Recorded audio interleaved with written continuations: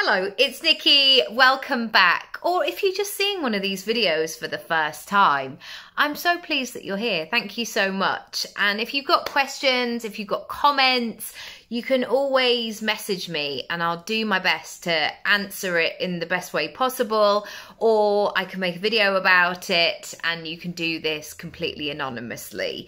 But today I want to talk about commitment.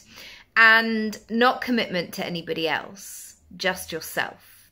And I am recording this on the 4th of January, which you would think is very early in January to be feeling like this. But I am here to say that who we are and our thoughts and our feelings and our habits and the way that we move through the world, it's very ingrained in our psyche and our programming of our brain.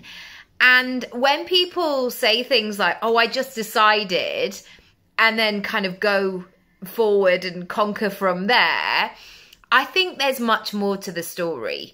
And so firstly, if you're watching this, whether you're watching it on the 4th of January or beyond, and you're like, yeah, I've run out of motivation a little bit today, or I'm doubting myself, or you're just basically having that very human experience, welcome. You are in safe hands, in a safe place.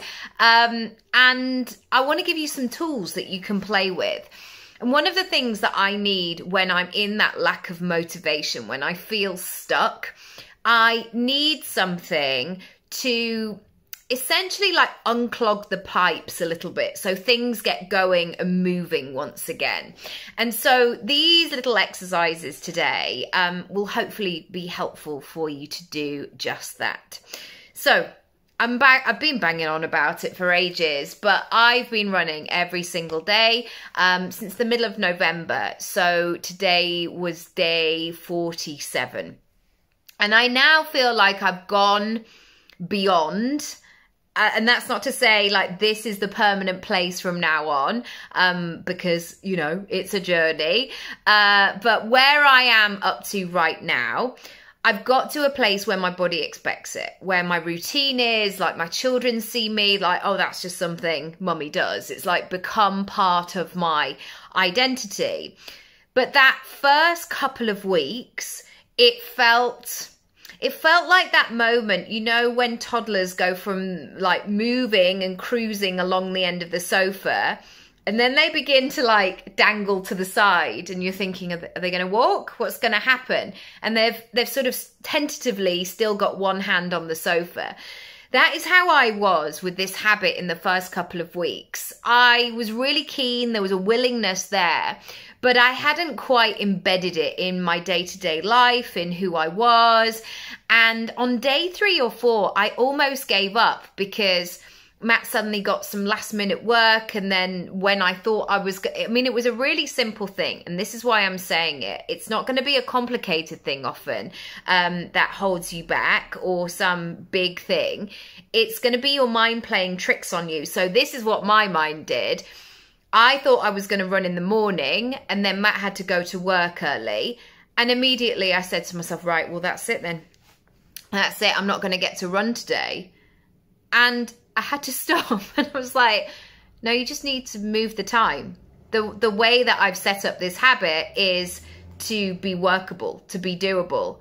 And I knew that I was going to take the children to school. So I had to sort of say to myself, we just need to run for 15 minutes after you've dropped them off before you start your day. Just do that. And it was so simple, but it was a recognition of how cheeky your mindset can be sometimes. It wants to hold you back. It wants to keep you safe. It wants to be familiar. And so I'm really glad I got stuck in with that. So here are some things that can help you. Old stories and identity can really keep us safe, but they can keep us small. And during 2023 of my ultimate life reset that I'm kind of calling it now, I realized that lots of pieces and parts of my identity or stories that I had about myself, lots of them I didn't truly believe, or I wouldn't put onto something else. So I realized that I'd kind of gathered up like bits of dust along the way of what society said, or what an old teacher said to me, or something I picked up, or something that I subconsciously read on the internet and thought, oh, right, I better watch out for that. And slowly but surely, I had that kind of de-bobbler going around going, okay, that doesn't belong to me. How long's that been there? Right, okay, so what does this mean? And this thing, in terms of running, let's use that as an example. If I had run round the block as a teenager, which I actually did, or I'd go for walks and then, you know, finally when it was a quiet street, I'd begin to run, that would be a prime situation for people taking the mick out of you, holding you back like, oh, what are you doing? Oh, you're trying to get fit, are you? Or just that fear that somebody would like wind down their window and shout at you in the middle of the street. And this is not me being dramatic. These things happen all of the time.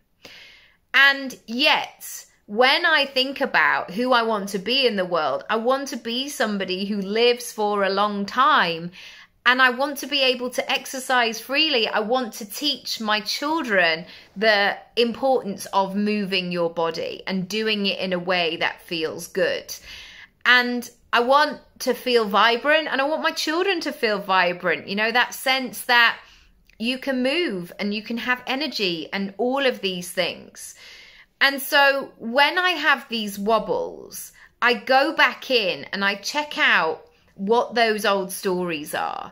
And if there are things in there that are sort of creeping forward, I really examine them. Like, who doesn't want me to do this? Who's going to be cross if I continue doing this? And actually, this is where I get my Scorpio fire back of like, yeah, okay, they are, ooh, okay, somebody said I couldn't, right, I'll show them.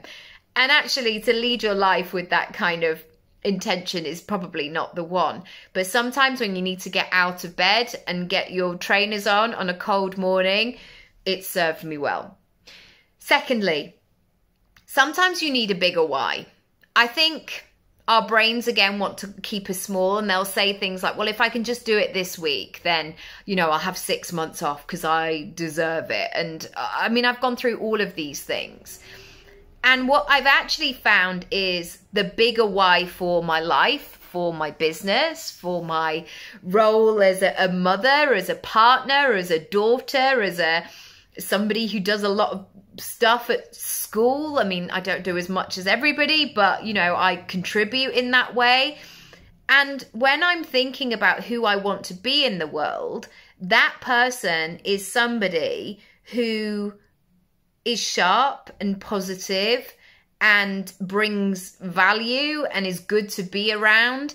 And I now know that I am a 50% better human being if I move my body. It really kickstarts me. It makes me feel vibrant again. So that bigger why of really stretching it out is going to be really, really valuable for you.